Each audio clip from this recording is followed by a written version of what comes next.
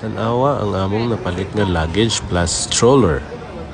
Nakita ni namo sa SM North EDSA pero mapalit nimo siya sa Shopee sa halagang 5,000 pesos naapod sa Lazada. Luggage plus stroller. Ready for Hong Kong and the US. Dahil dito, hindi kami nagkalisod-lisod sa pagkugos kay Shushu nung pumunta kami ng Manila. At nagamit namin ito sa aming Hong Kong trip. Kung papasok kayo sa Disneyland, kailangan yung tanggalin yung luggage part at iiwan doon sa baggage counter nila. So kailangan mong bitbitin ang tubig, gatas at iba pang essentials na gagamitin ni baby sa loob ng Disneyland. At least, hindi ka na mahirapan sa pagkarga, may enjoy niya pa rin yung stroller.